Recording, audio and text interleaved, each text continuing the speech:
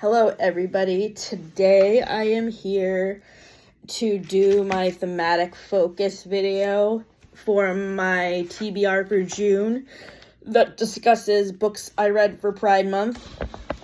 So, I recently joined a book discussion group at the local bookstore where we discuss Pride, LGBTQ plus themed books. And the picks for May, June, and July will be featured in this video. The July meeting is next week, is in 2 weeks actually, after the 4th of July holiday, but I wanted to review the book right now since the thoughts are fresh in my head about it. So, the first book, as I was starting to say, is Are You My Mother, which is the sequel to Fun Home by Alison Becthtel. I loved Fun Home because it was very insightful look into her relationship with her dad, which was her dad's life ended in tragedy because he was afraid to come out as gay and he ended up committing suicide. This book focuses more on her going to therapy and also her relationship with her mom. And I managed to slog through this because I needed to finish it in time for the meeting, which is in 2 weeks. But I didn't enjoy this as much as Fun Home. Fun Home was much more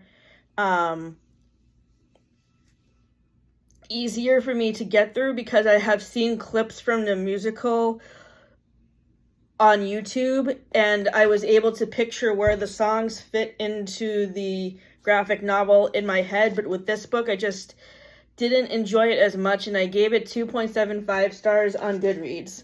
The next book was May's pick for the Reading the Rainbow Book Club at Print Bookstore, Orlando by Virginia Wolff. I've had a very high interest in reading classics this year, and this was my first book by Virginia Wolff. If you have read anything else by her, please let me know what you like in the comments so I can look for something else at the library. Orlando was a lot more likable once he transitioned into a woman, and I really liked the transgender representation because that wasn't really well known in this time period. A book that I just finished reading was Wilder Girls by Rory Power, which is a sapphic romance that's like a horror book, and it's a similar situation to Lord of the Flies by William Golding, where they're all stuck on an island and they all have to survive. And there's a lot of body horror in this book, like there is in Lord of the Flies, and that's the one thing I didn't like about Lord and the Flies either, was the cannibalism and the body horror. So I ended up DNFing this book, not Lord of the Flies. I was able to finish that easily, but I didn't finish Wilder Girls because I couldn't overlook the cannibalism because among all the fighting and the stuff that was going on in this book, in Wilder Girls, there was a sapphic romance, which I just couldn't get into because I was too focused on the fact that they were having trouble surviving on this island and figuring out a way how to get off. And the body horror. The next book series I have read that I just started reading last week, I skipped ahead one book, so I have to go back, is Percy Jackson by Riordan. So this book series started to come out in 2005 when I was in college. And I heard about this book series actually from my hairdresser. I had never heard of it previously, which is surprising because it came out when I was in between high school and college. Or in college. Maybe that's why I was so out of the loop with hearing about it, because as you all know, I was in my Harry Potter era in high school because I grew up with those books. This series came out in between Harry Potter and Twilight, so I missed the original release of it and skipped right over to Twilight, which I recently started to reread. So basically, this series of books is a sapphic romance that focuses on, like, people fighting Greek mythological monsters, which I'm actually really enjoying. As I said, I finished book 1 last week, and I skipped ahead because book 2 is already checked out of the library, so I decided to read book 3 to hold myself over until book 2 comes back.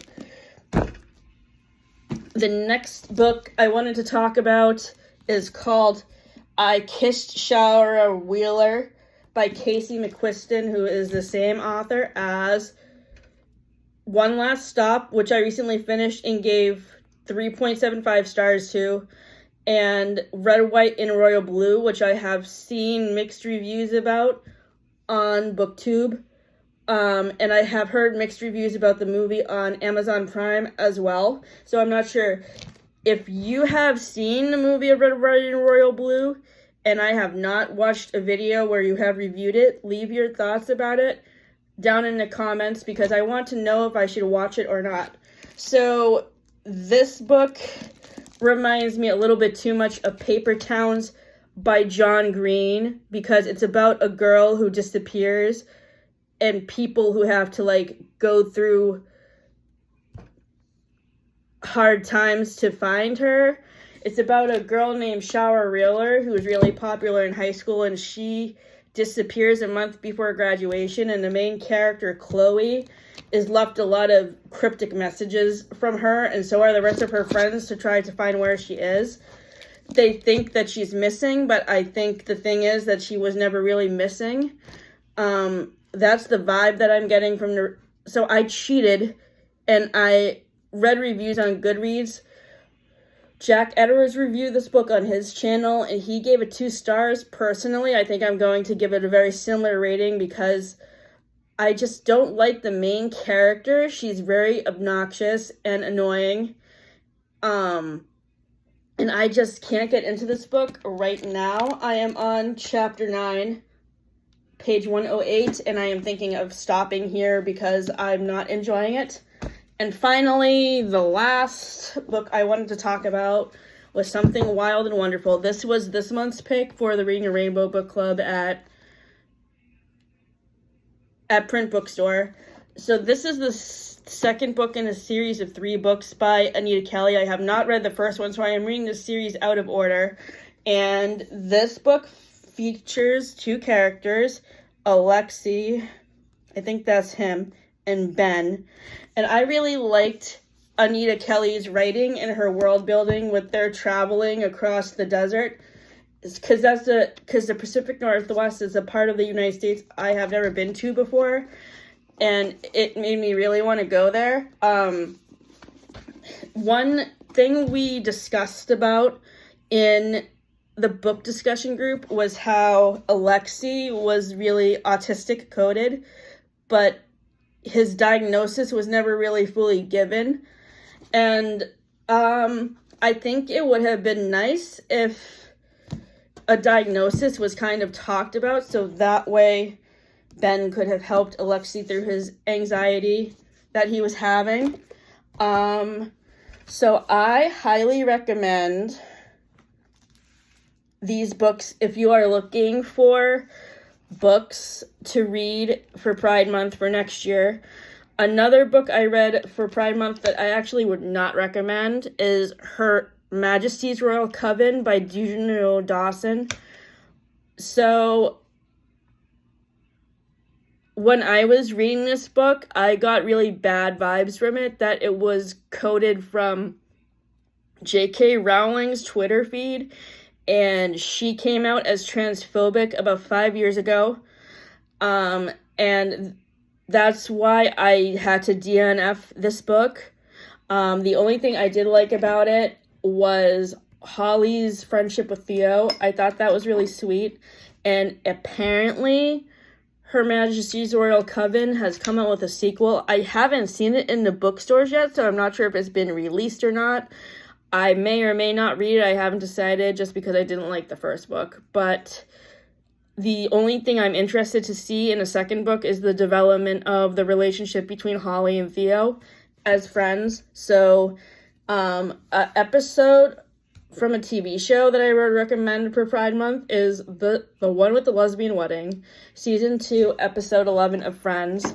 So the reason why this is my favorite episode of Friends is because when this episode originally aired in the 1990s, I was 10 years old and I didn't know anything about the LGBTQ plus community, and that is what made Carol and Susan's relationship so iconic, was because couples of the same sex were not really talked about very much in media or shown in very positive ways until this episode came out. And I think that's why people can appreciate Carol and Susan's relationship these days, because it paved the way for relationships in other movies like Love, Simon, Brokeback Mountain, Red, White, and Royal Blue, stuff like that. And so I have a story that's very interesting. Last year when the Barbie movie came out, I posted a clip on Instagram from the episode where Ross has an issue with Ben playing with a Barbie, because like I reviewed that episode of Friends when I was going to see the Barbie movie in honor of seeing the Barbie movie, and Jane Sibbett, who played Carol, actually retweeted my post, and that was something that I was very unexpected about and surprised by, because I wasn't expecting to see that. And she is actually very nice. I have been watching the podcast that she does with her daughter on Instagram called When the Crow Flies, and it's been really cool to interact with them and talk to them. They are both very nice, and I have been really enjoying the podcast and can't wait for the next episode. If you have any LGBTQ plus movies or TV shows you recommend, please leave them in the comments below, because I would really love to hear from you. Happy Pride. Have a good night.